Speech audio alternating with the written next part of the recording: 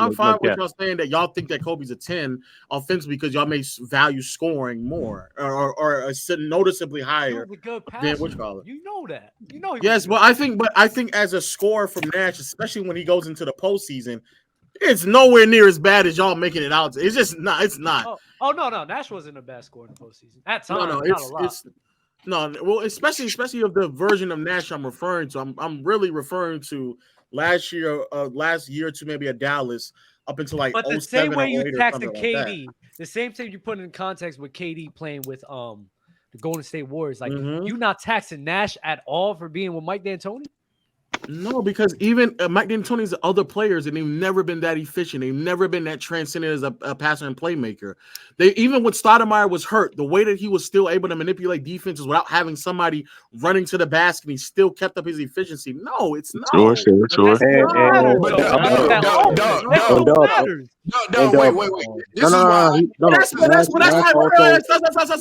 That's like me taxing Kobe because he played in a triangle offense, and the way that the spacing and player movement and positioning of everybody was way more advanced than every other system that was being ran at that time. Correct? Correct? That's correct. Okay, that's fine. That's fine. But you know Mike D'Antoni and his offense, in terms of his offense and the sets he was running, bro. No way, real talk. But the thing is, and I don't think that. And you said, wait. The same man that told me a week ago that, the triangle offense didn't create easy looks for Kobe Bryant like that. Maybe easy for Kobe, but these weren't like efficient shots for them. Right. I'm not gonna lie. 2001, that was easier. Two different things. Efficient then. Efficient. So they weren't. They weren't low. Why you taxing Kobe? Because wait. Let me answer. Because even if I were to inflate Kobe or adjust it or put into the context of what it was in contrast to Nash, I still don't think it would come close to the level of efficiency Nash was scoring at that time. It just doesn't. But Nash didn't have the volume. When the postseason started and the volume came, it was very clearly seen that if need be, the volume could be provided while still retaining a lot of that efficiency as well. The same argument we just had about Jokic. If you think because Embiid was scoring 10 more points and the volume wasn't there, that you thought that there was a significant gap What makes Jokic though is the fact that he does in fact first off, he still reaches a level of volume that Steve Nash never met. So I don't even know why that's the argument. But he rose to that level of volume and was that consistent. But that's what makes Jokic the anomaly. There's not that many offensive play like Steve Curry's shooting, for example, his greatest attribute. It doesn't maintain his regular season averages. It doesn't. Clips, right. He shoots worse in the playoff. As great of a shooter as Steph is, he does. Jokic shot worse this year in the postseason as well. Jokic was 70 in the regular season. He was like 63, 64, something like that this year. What did you just shot in the finals? Bro, they both was crazy efficient. 66. No, we're all talking about. Yeah, you're not. I think he went like 65 in the finals. He wasn't. Yeah, he wasn't 70. both those guys were. Both the guys are highly efficient in playoffs. But Steve Nash wasn't high volume like that. When the postseason, especially when the postseason began, if you looked at Steve Nash in the regular season and thought that was an identification of the type of volume that he can provide on relatively similar efficiency, that's just incorrect. Because again, Jokic was flirting around 24 this season while other players were like clearing 30. That doesn't mean that the gap between them in scoring is as significant, especially when we get to the postseason and the volume increases and the efficiency doesn't drop as significant as one would believe it needed to be for you to alter your opinion about him scoring wise. Below. Like Steve Nash, his scoring production did uptick in the postseason. Not by a crazy margin. It was like 2 shots, bro. Besides like one postseason. I know one postseason went crazy. I forget. But it's like 2 shots on the majority. What is he going up to is what I'm like. What is he going up to? He wasn't a 25 point per game scorer in the postseason. No, I'm not saying he's 20, but I mean Jokic wasn't 33 point per game this season. He wasn't that. He wasn't what Embiid was doing in the regular season. No. but he still increased noticeably. In between 05 to 07, I'm about to tell you between 05 what did and 07, Jokic just do in this playoff run? I'm about to say, what did he go up to this season? But am I the one defending Jokic went up 6 points. I don't know why he's not doing this right now. But did Nash go up? No, Nash went up. I'm not saying he had to go exactly the same amount. Nash went up 17.5 basically in the regular season in his first 3 years in Phoenix to then 21. It's basically what a 4 or 5 point uptick. Wait. Yeah, but the difference between averaging 21 17, right, I'm about to say that's the 8 to 10 we're talking about. Yo, you just said I'm not.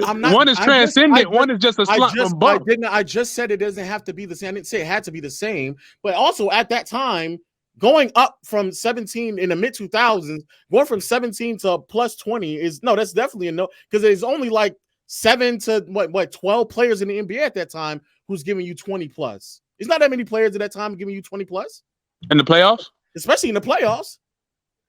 We have to look that up. Which years did you use, Low? Between it's not as impressive as what Jokic just did.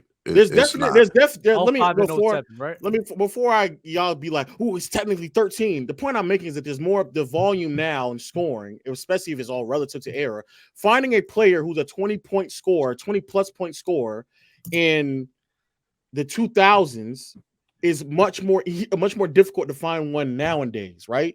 So being a 20-point scorer on like +8, +10 true shooting at that time is extraordinarily difficult to find. Oh, now again, we can. I'm not saying he's as good as a scorer as Kobe. I'm not saying that. But if the questions was about his scoring, when you make that type of an increase where you're increasing 4 to 5 points from regular season to post, and the efficiency is staying relatively the same. So you saying there's a lot of players that's doing what Jokic is doing in the playoffs now? No, that's not what you said at all. No, I'm not. I'm saying the volume. You saying Nash did it? I'm saying being a 20-point scorer in the 2000s on +10 true shooting is like that's impressive. Right. No one's doing that. No one's not. No, it's impressive. But let me ask you this: what do you value more, production in regards to comparing players' scoring, production and impact, or versatility? This is also another conversation I'm mulling over, because me and Mark. Wait, let me say this real quick as well. On 05, Nash went from 60 true shooting in a regular season to 60 in the postseason. He dropped technically 0.2. And the regular season 06, he dropped 2% as well. And these are like well into the 60s. And in 07, he was 65, and that right there was an 8% drop. And 65%, I think at that stage in NBA history, is probably +10, +11. Like you're flirting with like ridiculous, what you call it. Okay, so going back to your argument about, not the argument, but the question.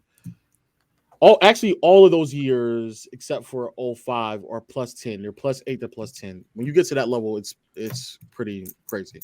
Okay, so and to answer that question, this is the ongoing conversation I'm having with myself, and I ask other people because, and this is a Jokic convo.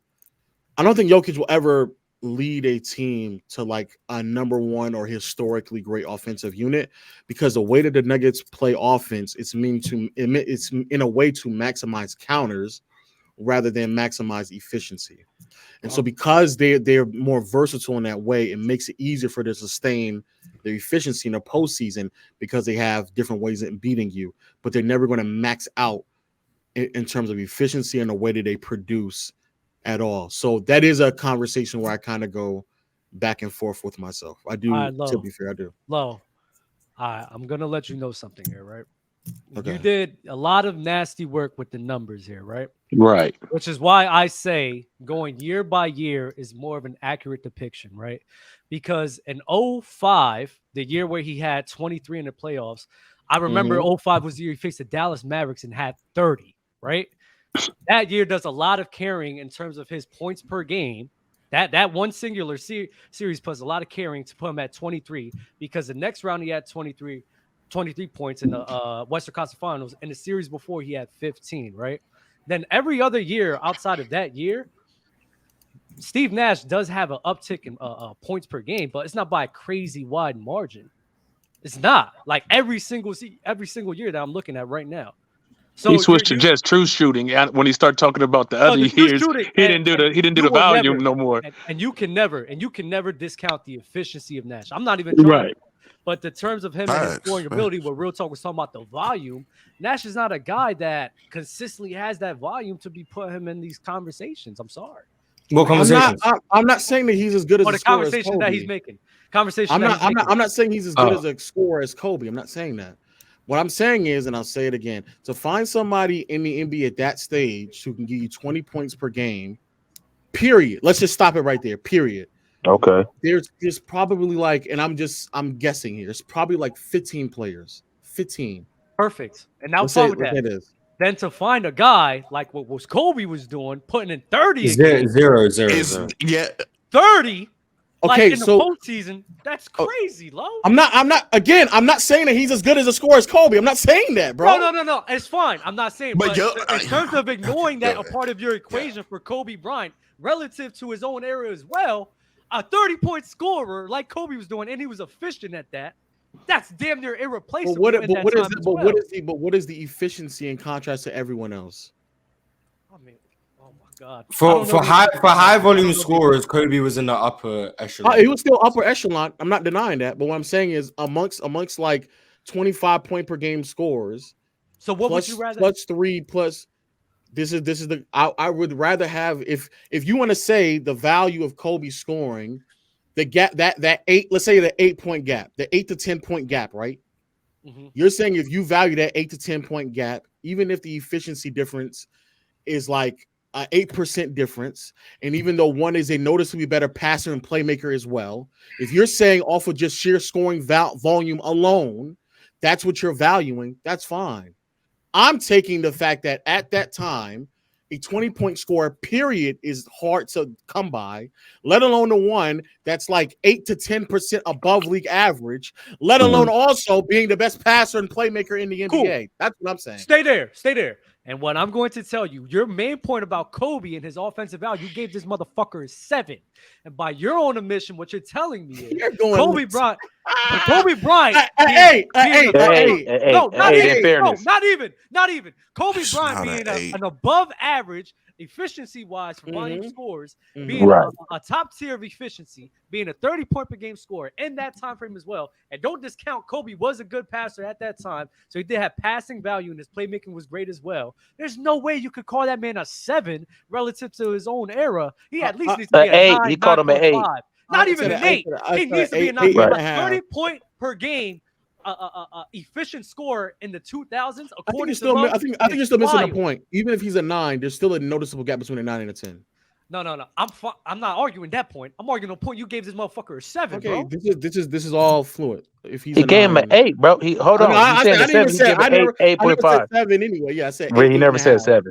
I don't know where you. He said defense was a 7. Defense was a 7.5. Yeah. I could rewind the tape.